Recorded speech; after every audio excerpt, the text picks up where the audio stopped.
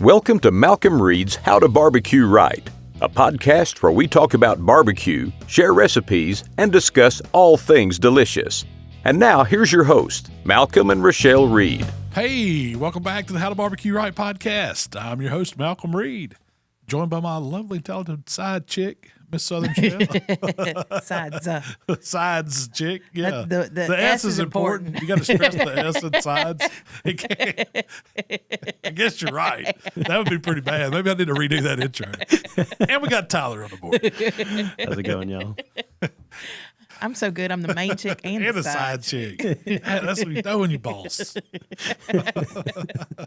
So, Shell, how's your day going? Good. A little later in the podcast, we're going to interview Brie from Elda's Kitchen. Yeah, that's cool. That's gonna be cool. Line of They're lined up sauces. to come on and talk about some different sauces and things that are out there. They sent us some to try, and we liked them. So I was like, hey, let's talk to them about their products. Yeah.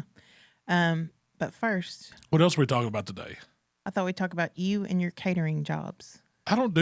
First off, I do not do catering jobs. I've done catering jobs, and it's not, they're great. There's great money in it. It's a lot of work, but I'm not a caterer. Yeah. I'm a talk on a podcaster. I'm a make a YouTube videoer. I'm a barbecue guy in general. Sometimes compete still, but I'm not a caterer. So if you see me out catering, somebody's done twisted my arm some kind of way. It's not for money. I don't do it for money anymore. We have before. I have before. Oh, I know. yeah. I respect those guys that do that. Heck yeah. It's a lot of work. There's a guy locally, Scotty Smokehouse. He's killing it. He has You can't get in with Yeah. You can't. Scotty's a buddy of mine, and he has grown his business. Wow, it's tremendous, and he's got he could triple, quadruple his employees, Yeah. and still would not have dates open. It's hard to get in with them. Catering's wide open. Yeah. He could give a master class on Yeah. building a catering business. Yeah. Oh yeah, for sure. But last Friday, We did a catering job. I don't consider that. I don't consider it catering. You tell me we're going to talk about catering today. That's the first thing I said is I don't cater. I don't know why we're talking about catering because I don't cater. I don't want people to get the impression that I cater. Well, we put some pictures on Facebook. I don't know of whose what we idea did. that was. How many people have hit you up for catering? Oh, in a the past ton. week? Yeah. It's constantly started. So Like, you, I don't cater. Sorry. I can refer you to some caterers. I got a buddy named Scotty. He's got a great catering business. See if you can get in with him. but last Friday we cooked heavy apps That's what it was. So for 200 people. So we've got some friends that own a seed company locally here in Memphis called Local Seed, as a matter of fact. And they sell, of course, they sell seeds to farmers. And that's what this event was about they had. But they also sell food plot seeds. And that's how I got to know them because I was buying seeds to plant in our food plots. How we ended up catering. Yeah. And so that's exactly, you get yourself into these things. And so they do, every year in Memphis, they do this big gin show.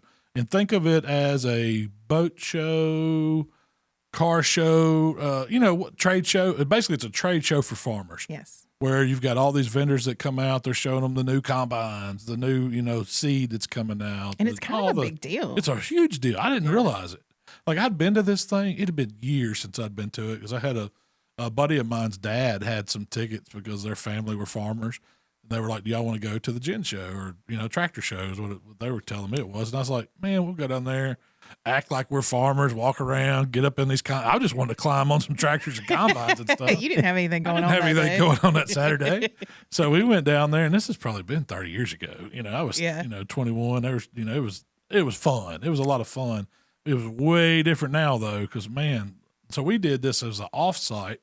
They have this show for a week, the gin show, and I should have brought Chisholm in here to talk about it. We'd have had to done a whole podcast on the fiasco that they did, because if they party like that every night, it's a wild thing, man. These farmers get down. Because, so they, on Friday night of that gin show, I guess that's the next to last day, it's like the big party night. People usually go to this during the day, buy whatever they're going to buy, see the new stuff, then they go out to dinner and they stay all week and they make a vacation out of it. People come from all over to go to it. And companies set up little hospitality type. Yes, and so that's what this was. The Friday night they were doing a, they called it like a cocktail party type. It was not a dinner, and that's why they wanted heavy apps. They just wanted stuff people could come in. They were going to come after the show, eat some appetizers, have some Wiseacre beer because they rented out a brewery, and have a band or DJ or whatever. And so they needed somebody to do some food for it, and it's one of the heavy apps. And so Chisholm called me up, and they got that good seed. Yeah, they got that good seed. Up there, love it. So I was like, yeah, of course, I'll help you out. He's like, how much it costs? I said, we ain't talking money. It's like, I'm gonna need favors. Yeah. I need favors. I like having favors. There will be a time I will ask you for a favor. That's right. That's right. I ain't worried about what it costs. I got the food covered. I can do that. So we cooked a ton of appetizers. So we did 5 different appetizers. 5 apps and a big charcuterie board. Huge, charcuterie, meat and cheese. I wouldn't even call it board. It was a display. Yeah. And that's what we did. And we showed up and so you tried set all that up. And then the people started coming. And so what did they start? 5 o'clock? And we were only there from 5 to 7:38, something like that. But this thing must have went on all night. But these people showed up, and you would have thought these were not farmers. There's women's and sequins dresses and felt more like a club. They must have had some money to have the women they had, because there was, and this was all. So I think what happened was, okay, I figured it out. The dads on the farms and got all the money, and then they got their kids going to the gin show, letting them party and doing all that stuff, and they ain't caring nothing about They're that. Like, y'all go on. But they threw down.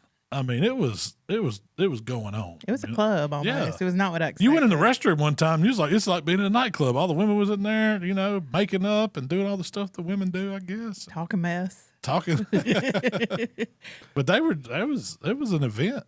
So I was not prepared for that. I was like, wow, I expected to be old Muddy Boot farmers. It was at the Wiseacre Brewery. Yeah, and that's was awesome. Really facility. cool. Yeah. If y'all have never been to Memphis, and Memphis has got a lot of great local breweries now, and they're basically tap rooms. Like they had a wall. I don't know how many taps they had there. It was probably 100 or more.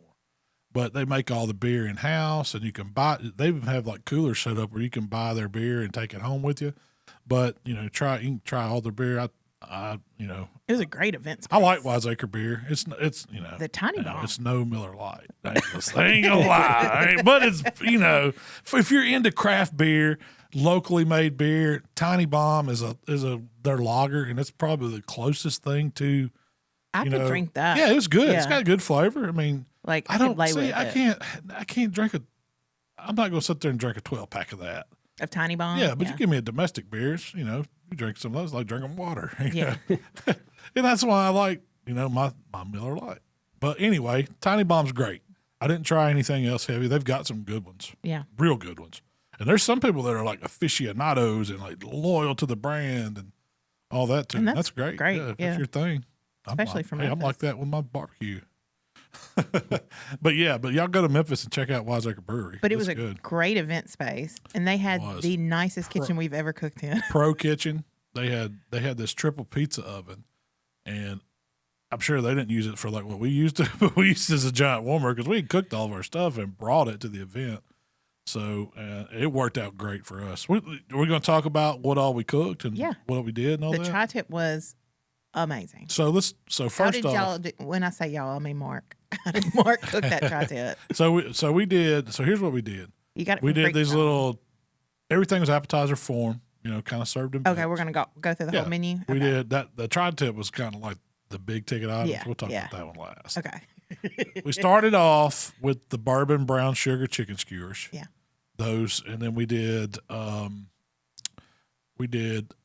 slow smoked beef street tacos with the little jalapeno creamy slaw, kind of Mexican style slaw. Yeah. We did we wanted to have Asian meatballs. We did like an Asian zingy type, spicy Asian sauce smoked meatball.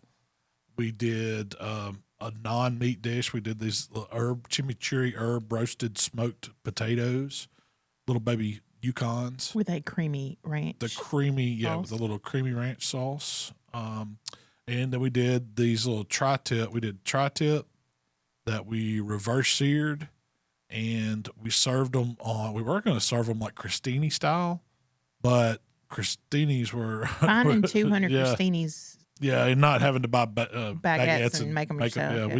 So we switched that to naan bread. and we cut the naan bread into little triangles and served it with a slice of this tri-tip that was phenomenal, and then served that with like this spicy, creamy chipotle sauce. Yeah. And so that was the main, the pass-arounds, I guess you would say.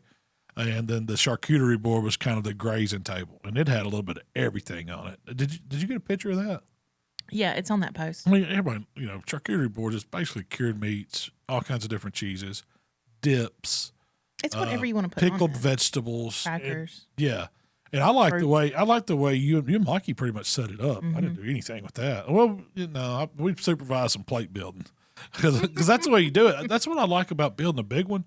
You're basically building a bunch of small boards and then arranging it out on your table wherever your party is. And you're great about bringing these different older pieces of boxes or sprockets or stools or whatever and setting them on the table to give you elevation. Yeah. So when you build your boards, you're just setting these on there and it looks like you've put together this 12-foot table of stuff. But really, it's all individual things, and that's pretty. It looks awesome. The more you put on there, the better it looks. Yeah, that's the whole thing key with charcuteries. We took a 6-foot folding table, just your regular standard 6-foot, 6 foot, 2.5 width, whatever, and we put our regular tablecloth on it. But then we put butcher paper on top of that, give that rustic feel. Yeah, and then we just kind of started layering it on top of the butcher paper. Yeah, because you could lay whatever you wanted right on it. Yeah, So we built some some small boards and had them elevated and set them on that butcher paper, and then we just started putting the meat and the crackers and everything right on top of the butcher paper. And then, but see, a lot of this stuff, like idea. With charcuterie boards, you have your core stuff like your salamis and your pepperonis and your prosciuttos and Coca-Colas and all that meat that goes with it, but you need filler too. And so we used our pickled products. We used like hummus dips that you can buy at the store. If you want to make them, that's great. Pimento cheese spreads, different, Brie, a little small wheels of Brie, and all of those things you can just almost open up right out of the package.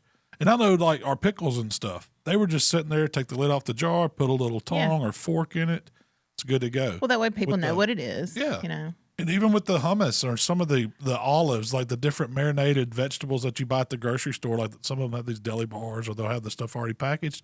You can take the lid off a lot of that stuff. And as long as it's not like all labeled up, like I'm not going to put out something that's got Kroger all over it. But I don't know. You could. What I did with the hummus. It was Sabra hummus, right? Yes. I mean, what's nothing wrong with that Sabra hummus? When I used to build charcuterie boards, I'd always take whatever it was out of the package that it came in and try to put it in a ramekin, a little serving dish. Not anymore. I just pull the label off, like the Sabra hummus. Yeah. Pulled that label off, and it just looks like a clear plastic bowl. You set it down, and it blends right in. Yeah. But what you do, so you use different things too. Like we used a lot of fruit. Mm-hmm. We used grapes and nuts. Berries and nuts and all this other stuff. And different kinds of crackers. And pretty much everything you have on there's edible. Yeah. That's what's cool. One of my favorite things that I found this year, you started using at the house. I think we may have had it the first time at Heath Riles's Christmas party, but it was the honeycomb. Yeah. And I don't know, where did that come from? Costco or somewhere? Yeah. But it's basically a square of honeycomb. My brother gave it to me for Christmas. It's a square of honeycomb, and you just put it on a little plate or something, like a little saucer. And you take a knife right there with it and you cut you off a piece of it. And it is so good with cheese on a cracker and a piece of that honeycomb. Man, it'd blow you away. I was expecting it to. Yeah, I was like, is this going to be like? Is it going to be waxy? Is it going to be edible? You have to chew on it? No, it melts in your mouth. It was really good. Do you remember the old wax candy? It was like wax the big lips or whatever. That's what you think it might be. But it don't. It melts. It's really, really good. Really good. But the charcuterie board, I love them. I love a good meat board. Mikey made some and I made some. We were kind of on the charcuterie station. Yeah, that was and his was like a really nice deli tray. The meat was all fanned out. And it had like an arrangement to it. Yeah. A flow. He was trying to keep it symmetrical. And then I was making these like charcuterie boards that might be in magazines type stuff. Yeah. If you took a class, it might look like this one. Yeah. But you know what? Mikey's got 8. Nobody was touching mine. They were like, "What's all this stuff?" It looked too pretty. Yeah. That's. So, to catering, that's the way to go. To me, the biggest thing about it is pile it on. because a lot of that you don't Just keep going. You don't spend. We didn't spend much money on all that charcuterie stuff. Might have been a couple $100 to make a 6-foot table For 200 people, For 200 people, when you break that down, it's not a big cost because you can. I mean, a lot of that stuff's not super expensive, but it looks good. Like it's a centerpiece. So catering used to be, do you want the fruit display or do you want the vegetable display? And that's what people did. You think about it, how many weddings or whatever you've been to where they've got the fruit display and they'll have some cheese and stuff with it. But now it's moved on to full-blown charcuterie, and that's when you get my attention. You add the meat to it. Now, who don't love cheese and meat? Now, the fruit should be like decor.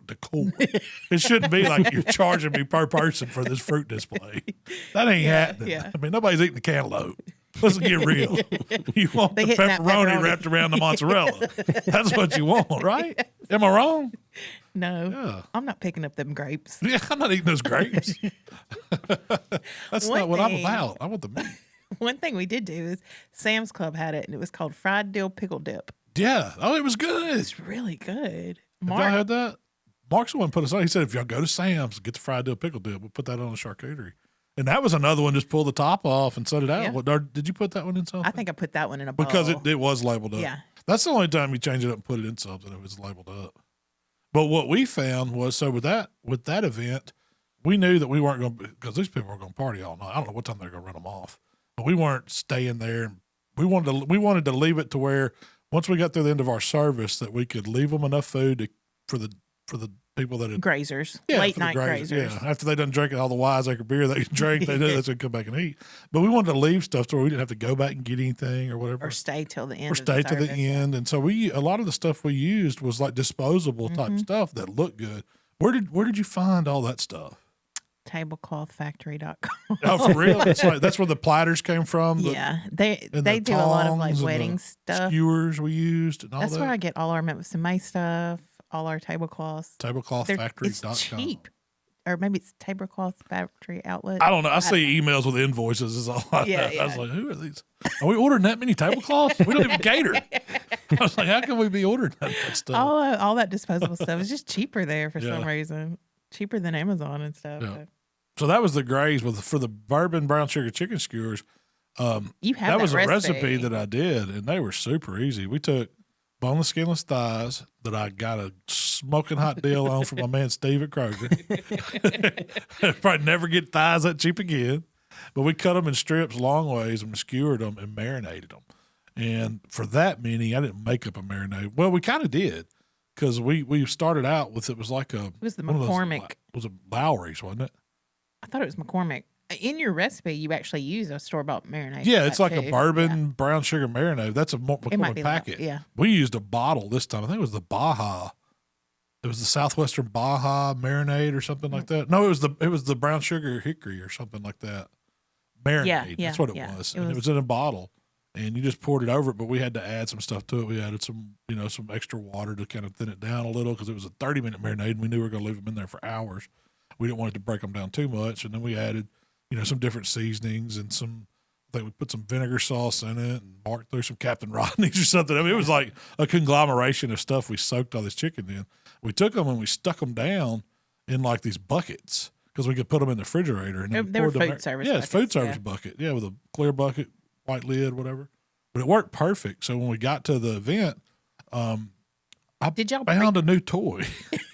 I bought one of these event grills, and I'd seen them before at Sam's Club. It's just like a 8-burner flat top grill, propane, 2-bottle propane. It's got 8 burners across it. It's got it's pretty made for hot dogs, hamburgers, or whatever. The first time I ever saw one of those used when we went to the Bahamas to, for cooking burgers and cooking pizza. Yeah, and I'd wanted one. But I just never pulled the trigger on it. But for this, it was a good excuse. It's like, well, we got to go to this thing. We're going to need a grill. So, and we got to grill a bunch of chicken skewers. And y'all had just cooked how many steaks? We cooked like 90 steaks. 90 steaks. And we had like 8 grills out there. So right after that's when I ordered this thing. But they didn't have it at Sam's anymore. Of course, I found one at Home Depot. $479 is all it cost. That may be the best $500 I've ever spent in my life. It has a pretty good surface area. Yeah, I don't know how long it'll last, but if you were a caterer and you did one event with it, it's probably going to pay for itself. because you can cook a bunch. I love your math. But I mean, you got to cook for several hundred people. You know, it's a pretty good payday. Mm-hmm. But I went ahead and ordered the grill grates to fit it. So we've got grill grates for the whole thing, and you can do some cooking on it. I'm excited. I'm gonna see how many hot dogs we can get on it. That seems to be a thing. Seems to be a theme, yeah. But so we took that grill. That was the only piece of equipment we took. Everything else was kind of everything else we cooked here at the shop. Yeah. And held it, you know, had it in our Cambros. We kind of timed it right and then took it up there and held it in their pizza ovens. But we fired that thing up, and the first we cooked all our chicken. Like, I mean, because this was not the reverse low cooked chicken. We had it marinating. We threw it on that event grill, charred them up, moved them around, you know, got them all done, glazed them a little bit, kept seasoning them, and they were ready to go. Brought them back inside, had them panned up, arranged them. When it got time to serve, we just kind of took an oval platter or round platter. It was a cheap pizza pan. Yeah, that's all. Yeah, and we threw a piece of butcher paper on top of it, and then we just lined them up in like a big bullseye circle, and went all the way around it, and off they went. People could grab them and go. That was a super easy appetizer. That was a hit too. That people loved. I mean, I was telling people this is squirrel. I was telling them it was all kind of stuff. Were you really? Yeah. I mean, I was drinking Wiseacre beer. See, now that's how you might get me on a catering gig, because it's like it's at a brewery, and it's like, yeah, I'll be you want, man. Just I was like, well. But anyway, so that was the first dish, and then we did the street tacos. So what'd you cook? Chuck roast? We had, actually, it was a chuck roll. It was like 12-pound, Kevin. Okay. Yeah. The Butcher Shop, Pensacola, Florida. But it was a chuck roll. It was just a regular choice. And we took it and we kind of cut it. So it was like big chuck steaks, or chuck roast. It was, you know, they were probably 3 inches thick. I don't remember how many it made. Seasoned them up, smoked them, and then What'd you smoke got some color. We did those on the Hickory. No, on the Traeger. We put them on Traeger one morning. We cooked those like Wednesday. Yeah. We put them on there, smoked them.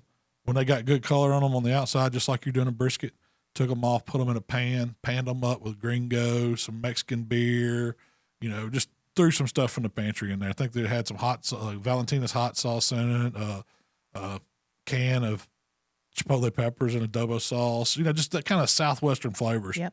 Onion, garlic, all that. Covered them full, stuck them back in the pit, cooked them till they were falling apart. Got them out of that juice, strained the juice, shredded the meat, put it in vacuum seal bags, put a little bit of juice back in there with it, and stuck them. We refrigerated them at that point. Well, when it got the day to cook them that morning, we fired up the sous vide.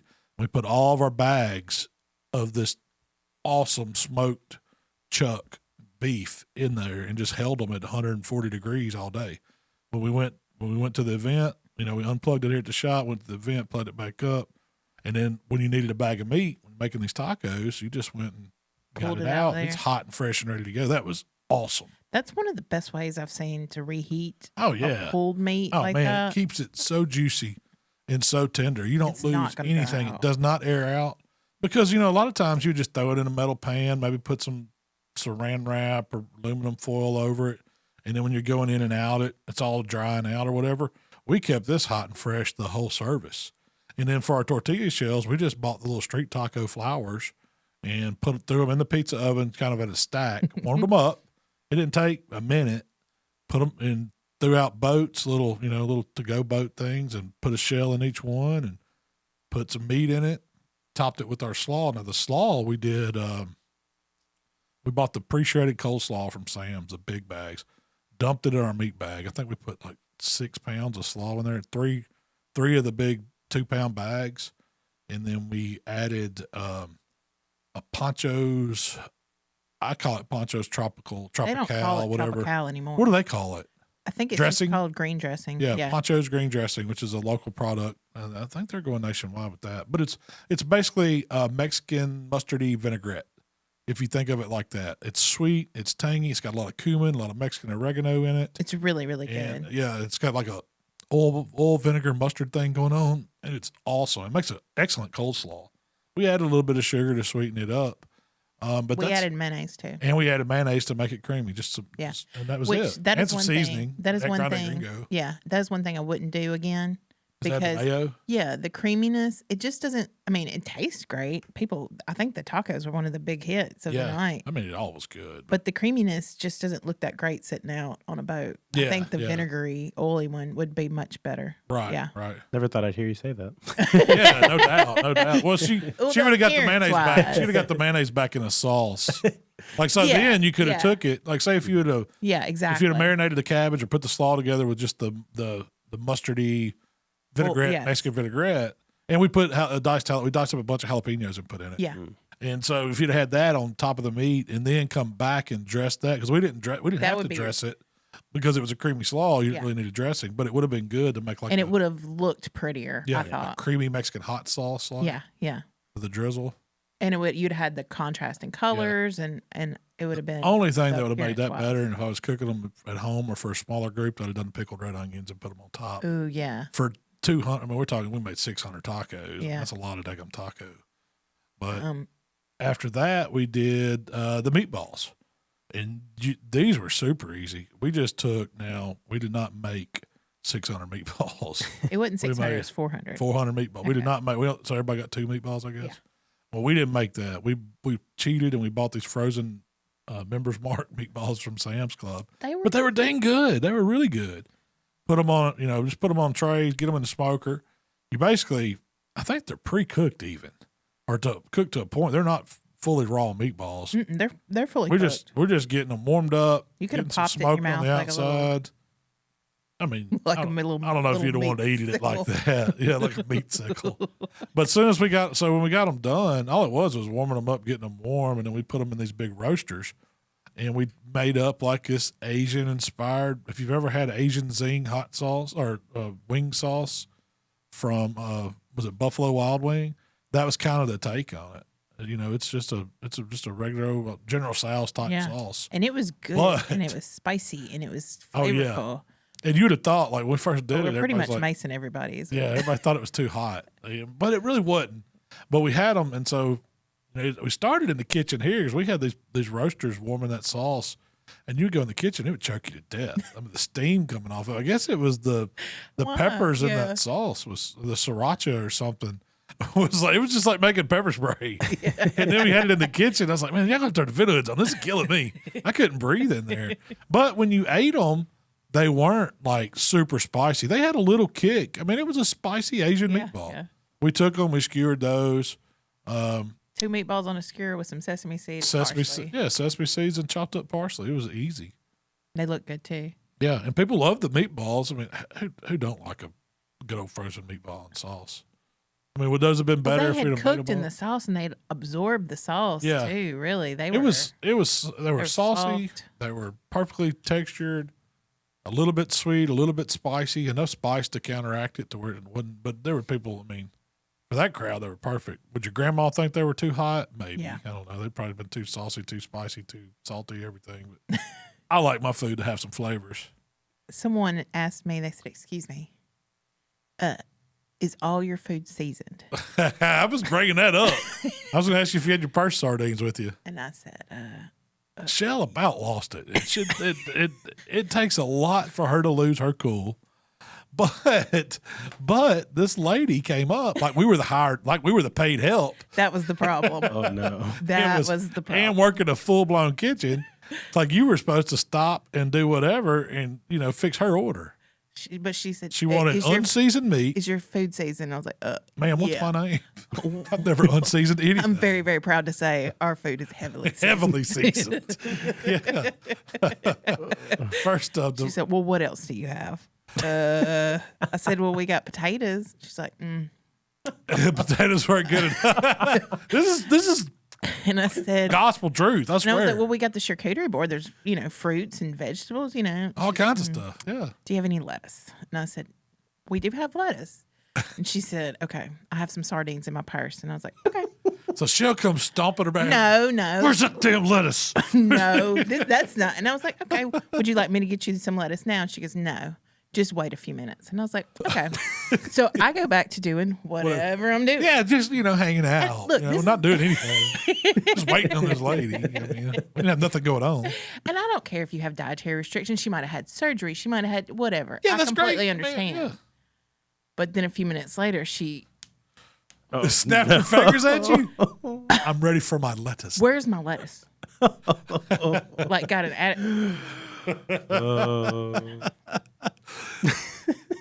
Did she ask for something else too? Like, olives. yeah. So she wanted some olives and some lettuce. And so snatched. we did have the lettuce. We were using it to kind was of a garnish. We were garnishing the chicken skewer platters with the lettuce. And so I guess y'all slammed the lettuce out there on the table and gave her this little to-go containers of olives. And there you go. Yeah. So go eat your sardines and be happy. Don't show up at a catering event that you know, and snap your fingers at me. Just, I wish I was there for that. Man. Oh, it was classic. It was classic. Shell and I'd had a few tiny bombs. So that didn't help any.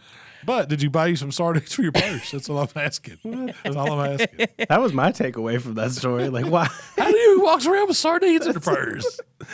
She said, well, I guess that's okay. I got sardines in my purse. Maybe she likes cats. Like, I thought never mind. That's what you should have asked her. You like cats? I like cats. I like cats. You had something in common with her. You could have understood why she had sardines then. Is that how you trap the strays? Me too. Had some cats in the back. Now the tri-tip. Okay, yeah. So, And the potatoes were just potatoes. yeah, they were just, we They were herb roasted potatoes. They were tossed them, delicious. we tossed them in olive oil, sprayed them with a little duck fat, seasoned with AP and chimichurri season, throw them on the smoker. Skewered 2 of them, made some ranch. It was a creamy ranch sauce. It was really good. It was really good. Yeah. And gave them a dollop of that to go with the potatoes. That should have been. They were the little baby potatoes. Do you have any unseasoned potatoes? Plain potatoes. But anyway, so the tri-tip. Now the tri-tip. So how did y'all cook the tri-tip? I'm going to tell you, I got these from Creekstones. I didn't have time to get them from Kevin or whatever, and I knew that I needed them that week, so I ordered them from Creekstone. We're like 12 tri-tips. These were probably, and I've cooked some really good tri-tips in my life. These were some of the best ones, and it wasn't just the flavor of them; it was the texture of them. And I don't know if it's just because of the time of year, but a buddy of mine sent me a text earlier that Creekstone has those tri-tips on sale now. So if you need some, I highly suggest getting them. It was like a fillet. Yes, the texture, but I think it's more of how we cooked them. melted. So we knew that we wanted to reverse sear these tri-tips, and we were going to have that event grill out there for searing. And so what we did, we fired up a smoker here at the shop. We seasoned them up that morning. I think Heavily. Mark they used prime beef and like hot rub, and there was maybe a little TX on them, and just let these tri-tips set. This was probably, I don't know, 2.5, 3 hours before we were ever going to cook them. Seasoned them up, stuck them back in the refrigerator, fired up the smoker, took them out, let them sit out. They went on the pit, and Mark's like, how long do you want me to cook them? I said, man, it's not going to take long. 30 minutes, maybe 45, but just don't take them any further than 115 degrees internal, because I knew we were going to have to sear them, and I knew that we were going to hold them all together, and they were going to hold for a little while. How many total tri-tips was 12. It was a dozen. It was a dozen. So he, threw them on the pit. And no joke, it was 45 minutes. He said they're all about 115.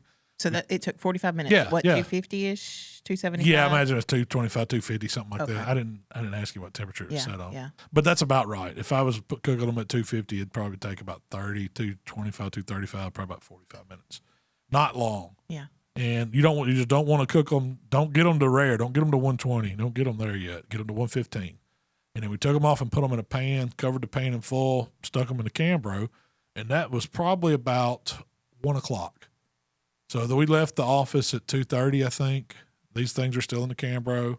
We were cooking the other stuff. We got to the event, and we knew we were going to cook all that bourbon brown sugar chicken, and it was going to make the grates kind of sticky and stuff, so we wanted to sear our tri-tips first. So we fired up the event grill, and it's just a propane grill, mind you. It had probably 345. Pulled those tri-tips out of the Cambro. They've been sitting for, 2.5 hours, something like that. Seared them on the grill grates. 2 minutes, got good char on them, stuck them back in the pan, covered them back up with foil after they were all seared. It didn't take 15 minutes to sear 12 tri-tips. I don't even know if it took that long. That was fast. Stuck them back in the Cambro, and we were serving them at 5.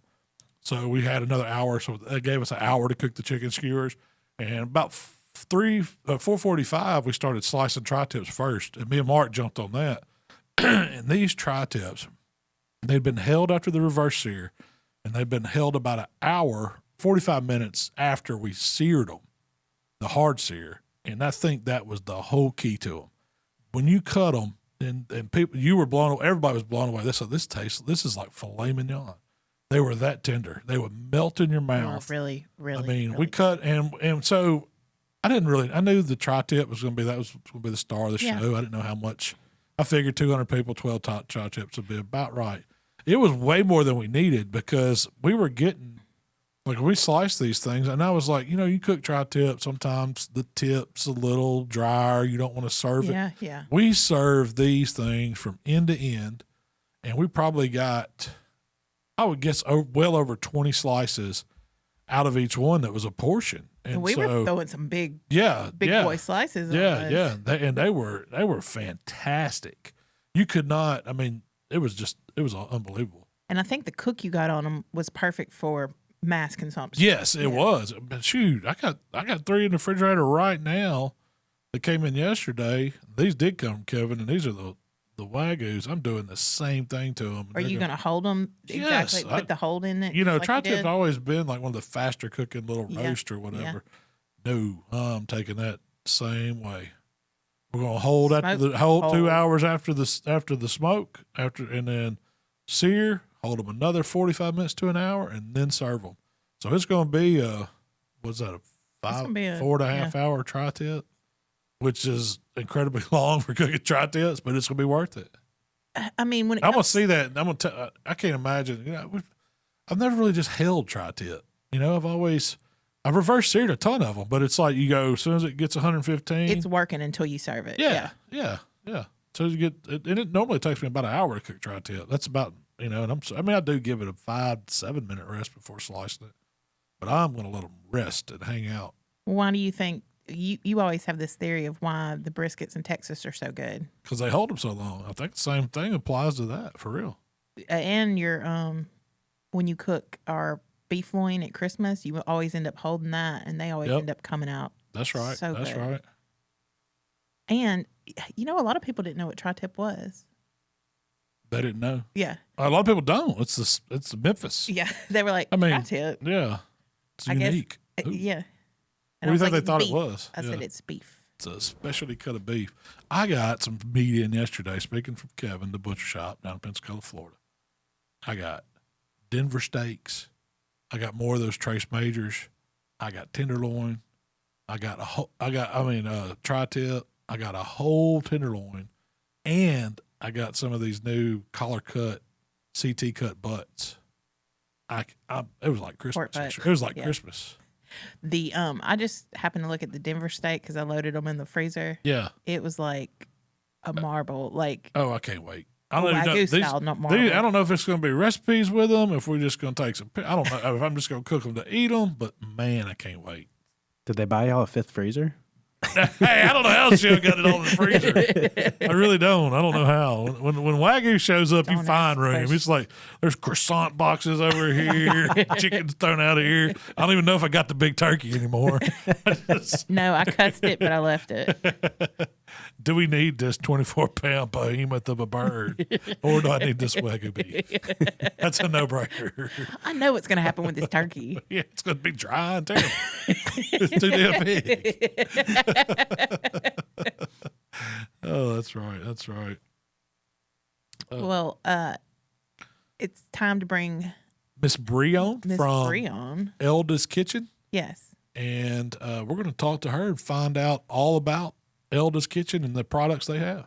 So we've got Brie joining us today from Elda's Kitchen. And Brie, we thank you so much for taking time out of your day to sit and chat with us. How's things going? First of all, thank you guys so much for having me. I really appreciate it. Everything's going great. How are you guys doing? We're fantastic. It's springtime down here in the South. It's starting to be, yeah. We've got nice upper 70-degree temperature, sunny days, so we're happy. Oh, nice. So, a little background about Elda's. I think from our standpoint, you guys reached out to us a while back and were gracious enough to send us some samples of some of the sauces that you have, and so we thought it was really interesting. We love the flavors you sent. I love the design. Yeah, Shell loved the marketing of it, and that's why we wanted to have you on today to give us a little intro into Elda's Kitchen and what that brand's about and what your products are about. And I think we've got some interesting questions lined up for you. We didn't prep you with any, so if there's something you don't feel comfortable talking about, just shy us away from it. But give us tell the listeners what Elda's Kitchen is and what it's all about. Sure. Well, I'm going to start out with a little bit who Elda is and why we picked Elda's Kitchen. So Elda is my Italian grandmother.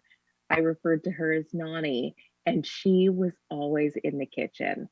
And she just created all of these great recipes. And really, I credit her for my love of cooking. So it seemed only right to name our brand of cooking and grilling sauces Elda's Kitchen.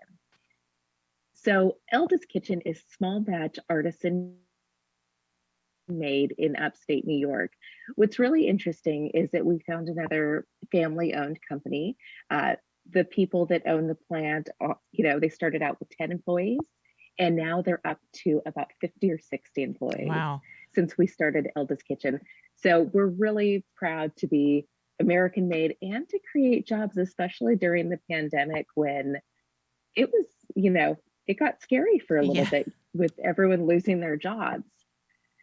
So Elda's Kitchen, small batch, artisan made. Our flavors we have a range of flavors. So we have a garlic and herb, which, that one is great as kind of like last night I made a 7-layer Mediterranean dip. So I used the garlic and herb to just, really enhance those flavors.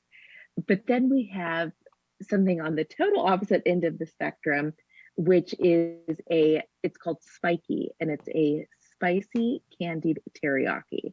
Wow. And that's good. Yeah. That sounds really good. Thank you. If you guys love bacon like I do, that makes a fabulous candied bacon. Oh, now you're talking my language now. Yes. That's one thing we haven't tried. We've tried the Theo's Steakhouse. I like using that one on charcuterie boards or sausage and cheese trays. That's a southern thing there, Yeah. sausage and cheese board. Well, it's thick and it's different, and it goes really well with meat. So I like pouring it out and using that. But we haven't tried the spiky sauce.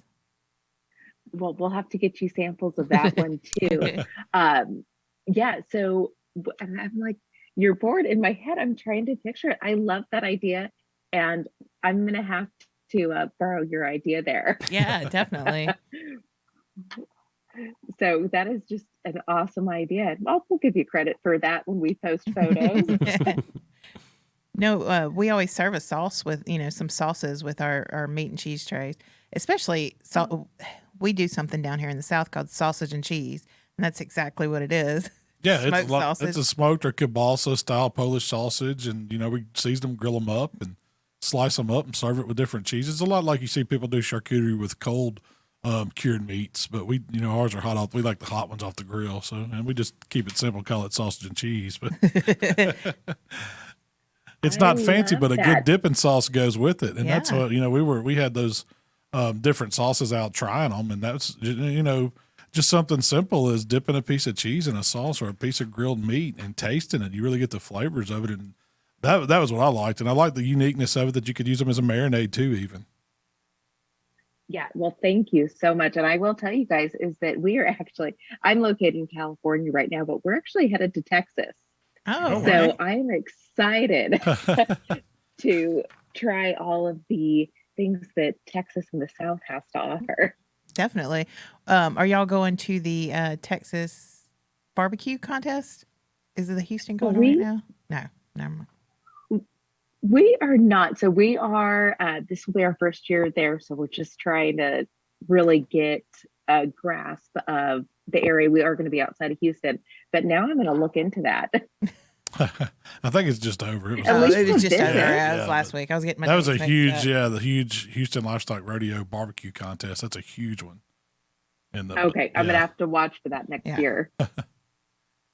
So right now, currently, where are you distributed? So we are our plant's in upstate New York, so that's where all of our product is coming from. We're in Whole Foods across the United States. On the East Coast, you can find us in Harris Teeter.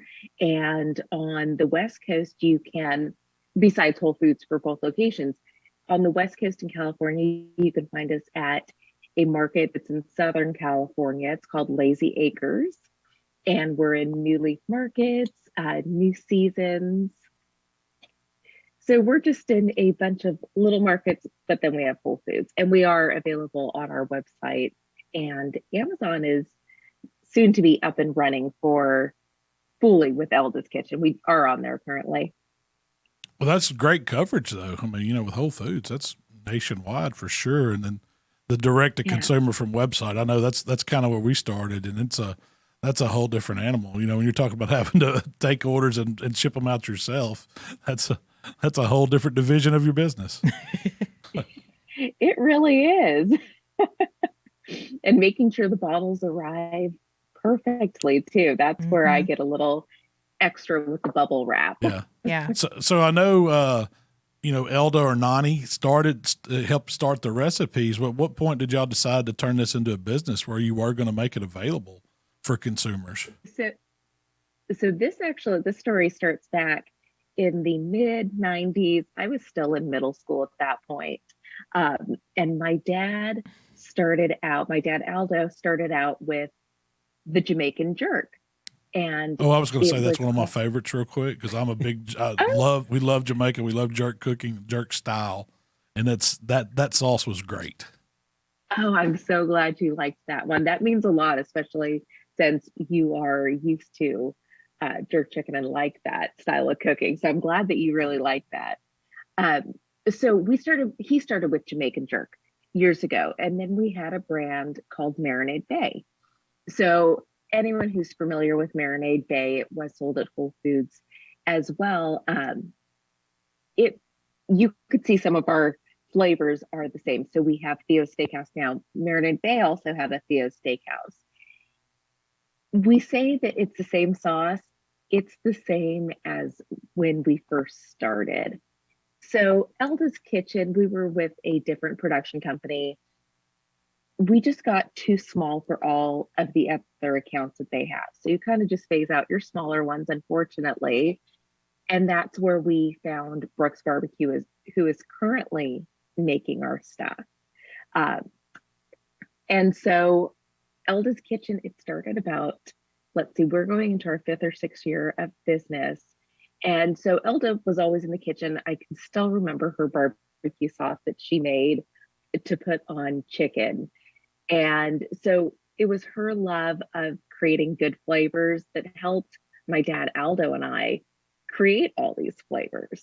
And my dad's always just like coming up with flavors. We have customers come to us and are like, hey, we are doing this promotion around this sort of flavor. So last year during the summer, they wanted a shawarma and a Cuban mojo marinade, and we at Whole Foods, and we came up with those. Fantastic.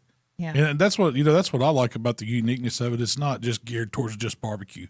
It's more cuisine driven, or you can use it for different, international style flavors or whatever. You've got a sauce to fit that mold, across the whole line. And then, I don't know if I know all the sauces you have. So if you want to touch on bases on what all y'all have available. Or what's your favorite? Yeah. So, oh my gosh, I have to say my favorite. Well, okay. My what's favorite is what I'm using at the time. Yeah. But I would have to say our Kentucky bourbon.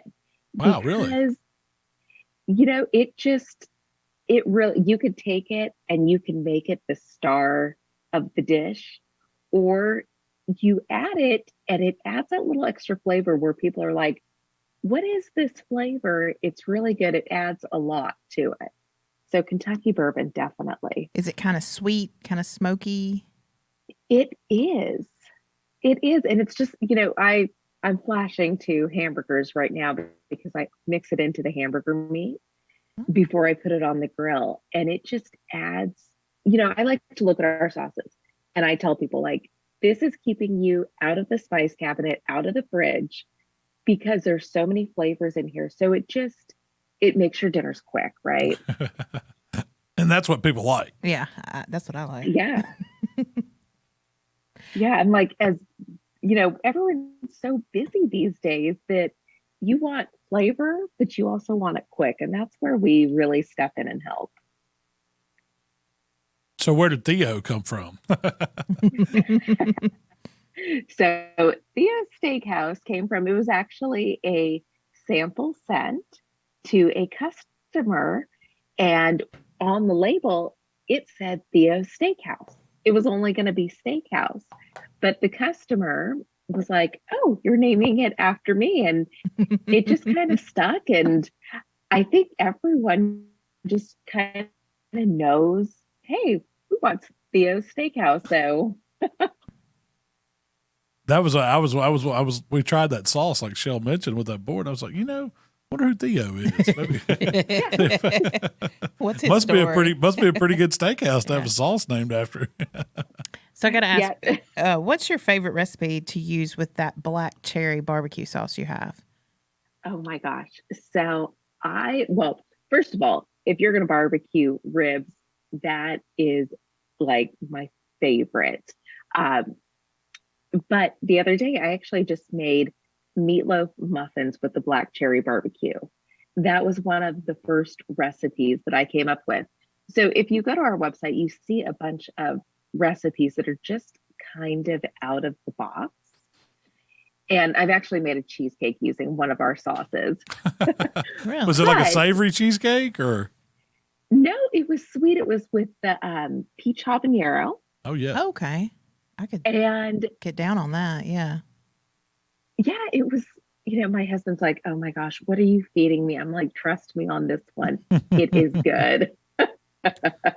So really, I'm like, where was I going with that? I started cheesecake and now I'm on dessert. That's how my mind works with all these creations. You can't pick out one favorite. I know how that is. Yeah. There's not just one favorite. There's so many.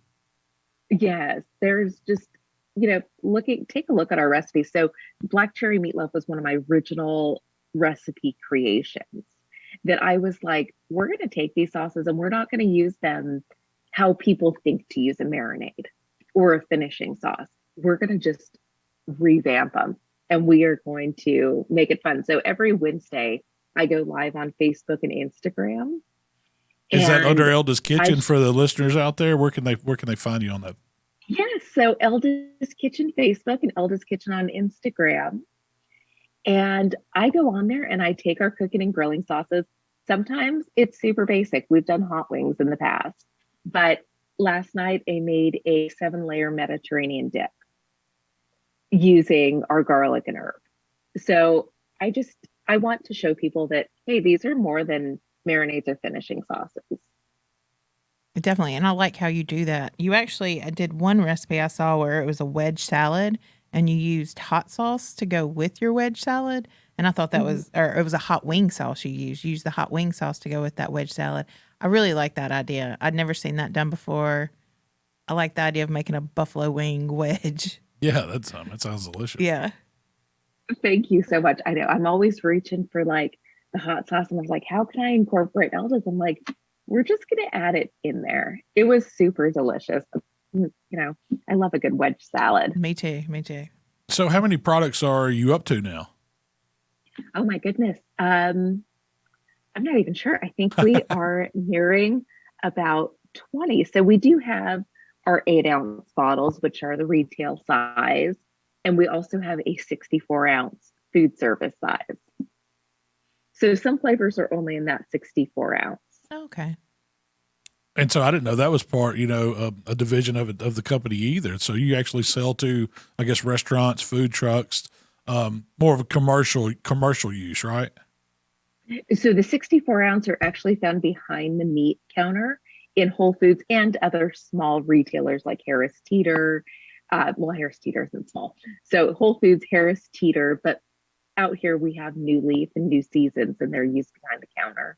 That's cool. That's a whole market that we've looked at getting into where you can actually sell to someone that's using that sauces in another capacity other than just trying to use it, for home cooking at home, or whatever. That's a great idea. Oh, thank you. Yeah, it is. My husband is actually, he works at Whole Foods in the meat department. So it's kind of nice. We sync up very well with, you bring home meat, I'll figure out how to season it. Yeah, that's a win. That's a win-win. You got the butcher side of things, and then you got you doing the recipes. Do you have a freezer full of meat? Yeah. We don't have the room out here, but we're like, we really need a chest freezer. Yeah. We need to go to these county fairs and just, buy from 4-H or FFA. Yeah. So before we get off here, is there anything else in development for Elda's? So, we're always thinking of new ideas.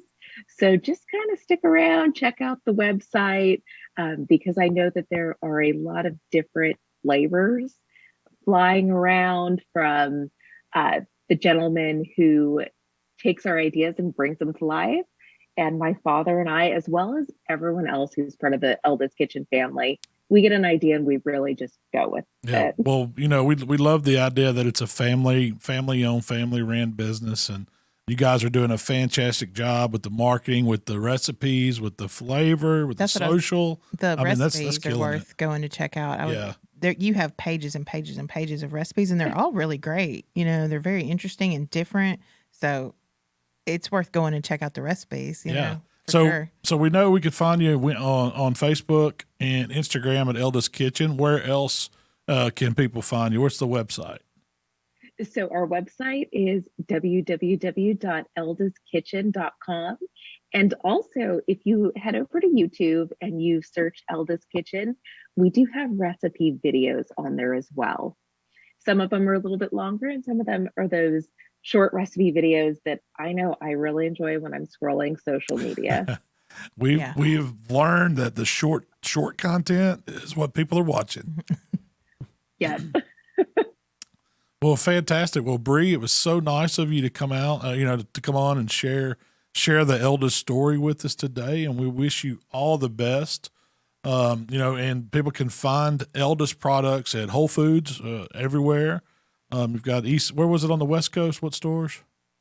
Oh, on the West Coast, we are at Lazy Acres in Southern California, New Leaf and New Seasons, which are scattered from about Central California all the way up to Oregon. Awesome. Well, soon to be on Amazon, but you can go to the website and order too. That's at Elda's Kitchen. So. Yep, and our Amazon we do have products on there. It's just we're still trying to add video and make it interesting for customers that are wanting to buy it. Well, great. Well, thank you so much, Brie, for joining us today. It was a pleasure getting to know you a little bit. Thank you both so much for having me on. I truly appreciate your time. Enjoy your trip to Texas. Yeah, that's going to be fun there. Get some brisket. Brisket and beef ribs. That's what you need to be looking for. Yeah, we're relocating down there, so I am sure to enjoy Texas barbecue. All right. Well, yeah, you're gonna love it. I promise you. Have a good one. Thank you both so much. You too. Bye-bye. So that was Miss Brie from Elda's Kitchen. I really do like their products. I mean, they've got some great marinades and sauces. If you want to check them out, go to their website, watch their videos. She'll look up their recipes. You said they got some fantastic ones. Yeah, I like her approach to recipes. They're different. She does a lot of burgers, a lot of sandwiches, a lot of casseroles, things like that I would actually cook. Did anything jump out at you? I hadn't looked at them yet. Did anything jump out at you? Yeah, there's a hatch chili casserole that I'm going to try. I'm a casserole man. Yeah, you are. We're having that tonight. You had to order the products though, right? What products did they use in that one? Do you know?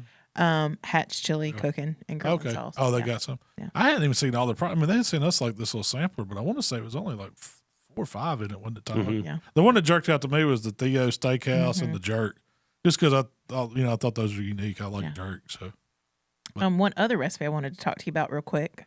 Yeah. Did you see on our community page, the Let's Get to Cooking community page, that someone smoked a rattlesnake? I did. That's it's got to fall in line with the alligator, right? Timothy posted it. You can cook it, but I want to see. Doesn't mean you should. Yeah. Have you ever tried rattlesnake? No. I don't know. I don't know. I mean, I'm not saying I wouldn't. I've tried mountain oysters. Might as well try rattlesnakes. Well, look at it. I recently ate deer heart, and I didn't think I'd ever do that, and it was delicious. So, Rattlesnake might be fine. I don't know. Well, they've fried half of it. Eating something that can kill me with poison is kind of my, you know what I mean? Yeah. Well, that's my question. Is it all contained in the tail? So when you cut the tail off, is that fine, or is it? No. No, The poison's in the head. Yeah. Like they got glands where they are, with behind the, like kind of in the jowls. I think is where all the poison is. The So the meat's just fine. meat. It's just meat. But It's not like a blowfish where you got to It seems like it would be awful bony. Yes. Like it's just Yes. bones and Yes. muscle. I mean, there can't be much to it. And that's my. So if you think of like eating whole fish and all that meat that's around the Yes. rib cage that I hate because it's around the ribs and you got these bones, that's the way I think a whole snake would be. And it kind of there's looked no- like that. It was yeah. just like a ton of pin bones. Kind of looking. I don't know. I mean, I'm not knocking it, but I mean, I'd probably try it. So- I'm waiting for somebody to do an iguana. No, has anybody put an iguana in the community? Maybe we can get somebody to skin and smoke one of those things. They don't need any ideas. The comments. They were do that cook them. I think. Oh, I'm sure they do. They're everywhere in Florida. They were falling out of the skies Yeah. in Florida. They were freezing the trees and just falling to the ground. The recipe, the comments were that the fried rattlesnake was much better than the smoked I rattlesnake. bet. So Anything you fry, you can, we yeah. can fry something and make it taste good. So I decided, well, I'm gonna Google smoked rattlesnake recipes. Yeah. Not a lot came up. Not a lot.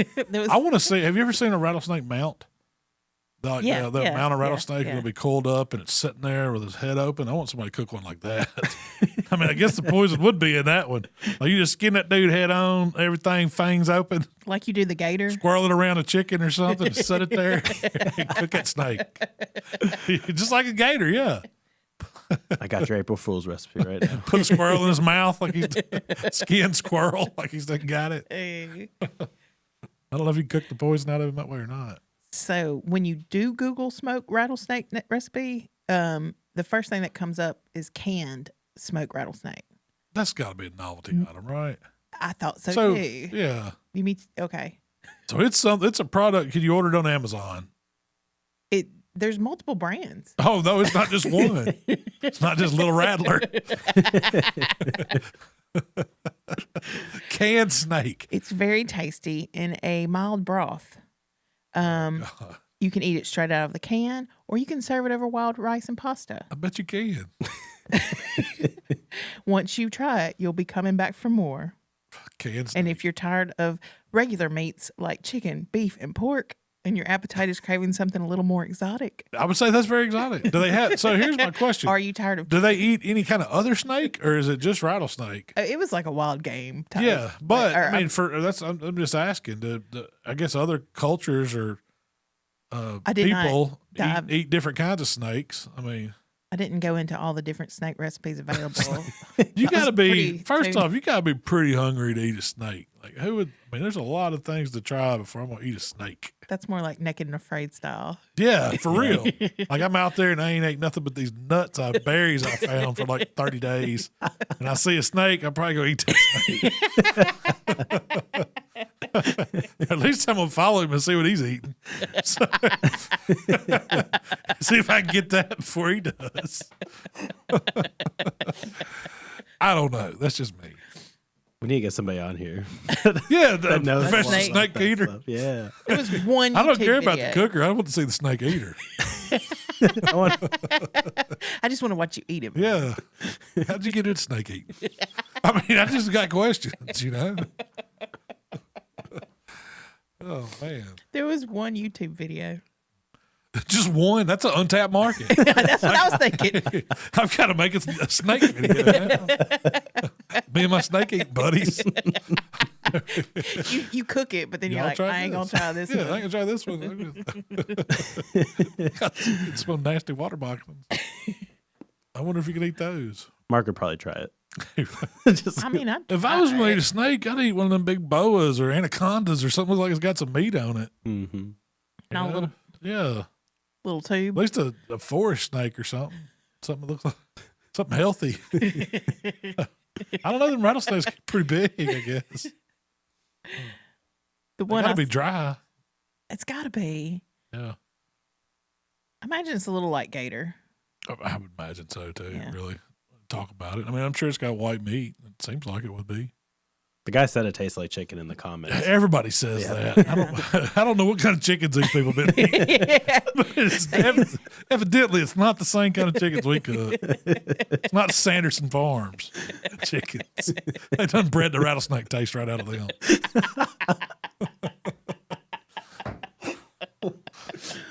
Oh, man. Well, Malcolm, that's all the time we got today. All right. Well, hey, we appreciate y'all. Well, first off, Tyler, where can they find us? I'm trying to jump ahead. Real quick. We have an event coming up. Yes. March 19th, here at the shop, 496 Whitfield Drive in Hernando, block or two north of the Connection Gym. Why we give that landmark, I do not know. And people don't even know it looks like Connection. They're searching like CONNECTO. I know it's spelled completely wrong. It's the word you can't pronounce, Jim. Locally. Yeah. Okay, that's why. Yeah. Yep. And we got Traeger coming out, Bull Boss, got lots of different demos. It's going to be like a huge learning experience for everybody involved. So it's going to be great. And where can they find us, Shell? If you'd like to connect with Malcolm, it's HowToBBQRight on Facebook, Instagram, Twitter, YouTube. TikTok, and of course YouTube. If you'd like to connect with me, it's Miss Southern Shell on Instagram and TikTok. Yeah, share some more snack recipes. I'm curious. There wasn't a recipe with it. It was just pictures. Oh, okay. And y'all can share all of those snake recipes on our Facebook community page. Yeah. Let's Get to Cooking, How to Barbecue Right community. And also make sure you check out all of Malcolm's favorite recipes on the How to Barbecue Right app or on HowToBBQRight.com. That's right. Well, hey, we appreciate y'all hanging out with us today. And we appreciate Brie coming on from Elda's Kitchen. That's right. Y'all check that out. And we will see y'all next time. We're gone.